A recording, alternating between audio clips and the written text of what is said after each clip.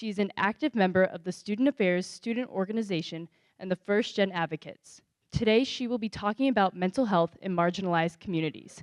Please welcome Catherine. Good afternoon, Penn State. How are y'all feeling? Oh no, let's try that one more time. Penn State, how are you doing today? There we go. Well, good afternoon. My name is Catherine Okafor, and I'm a first-year master's student in the higher education program. And today I'll be talking about mental health awareness.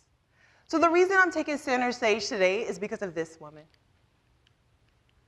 This is Karen Washington. Karen Washington was a student at Morgan State University, and she was the founder of the hashtag Dark Skin Red Lip Project and the blog for Brown Girls, a site that she created at the age of 19 to provide a community for Black girls and women to discuss colorism within the Black community. More importantly, Karen provided a safe space for Black girls and women to breathe easy and feel comfortable within their own skin. Now, even though Karen and I have never met, we share many similarities. In the spring of 2012, I started Wise Girls, a community empowerment program in my home state of North Carolina, for middle school and high school girls to come and learn more about self-love, creativity, and health and wellness. In September of 2013, Karen's mother passed away from her battle with cancer. And in April of 2014, my mother passed away from a sudden heart attack. And within that same month, Karen Washington committed suicide at the age of 22. As news spread throughout social media of her sudden death, many wondered why she decided to take her own life. Later, stories from her friends stated that she was suffering from both depression and grief ever since her mom's death.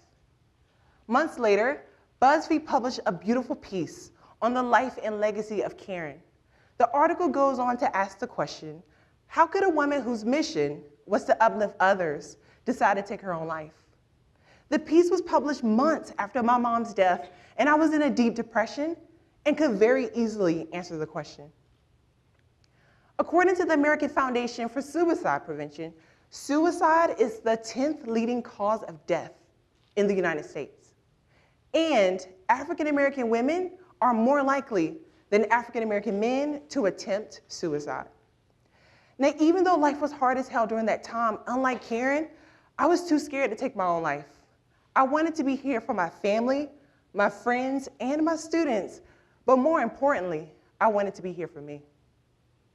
Now, after my mom's death, my new friend, depression, brought me to a place that looked like this.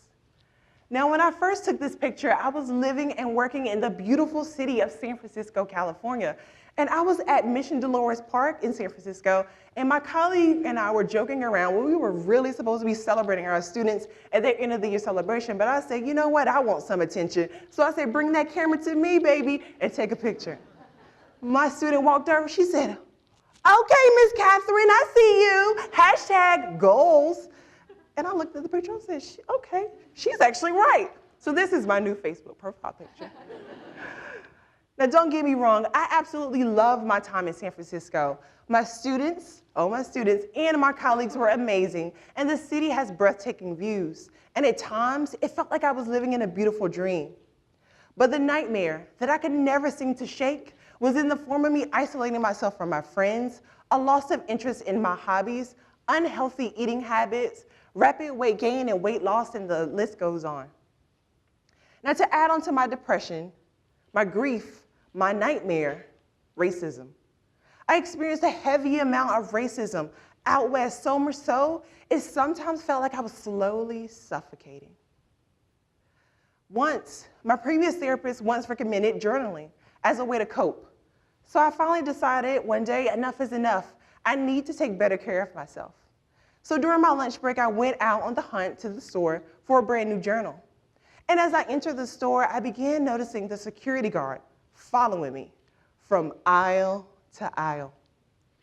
Now, you and I both know what that means, right? So I left. But still I wondered, how do I cope? As I made my way back down to the office, down one of the busiest streets in San Francisco, I hid my tears behind my sunglasses as I stepped back into the office. I headed straight to the bathroom because I knew within minutes, my students would arrive and I had to be on and present for them as if nothing just happened. Later that night, as I slid into bed, that was the moment that I finally decided to take my Superwoman mask off, and I began to feel every ounce of my pain. Later in the week, I did what my mother and what many of my ancestors never did or had the access or privilege to try to do: seek professional help. Now, I'm glad I did, y'all, but trust me when I tell you, it was not easy opening up to a complete stranger. Telling them all of my business, they were asking me like 1,000,001 questions. Oh my God, it was so hard. But nonetheless, I'm so grateful that I did. Because growing up, I've always been told to pray to God and give him my problems, and he'll help me see through whatever. But I've watched too many people in my family die too soon, especially the women in my family, because they've decided to take on everyone else's problems like Superwoman, but have failed to give themselves that same proper attention.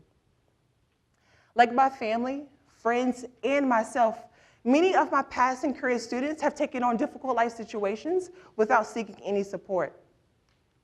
Now, according to Active Minds, a nonprofit organization dedicated to raising mental health awareness for college students, states that 2/3 of students with depression or anxiety don't seek any treatment. And for people of color, here are some of the reasons why we fail to seek mental health support. So what does that mean for the students here at Penn State?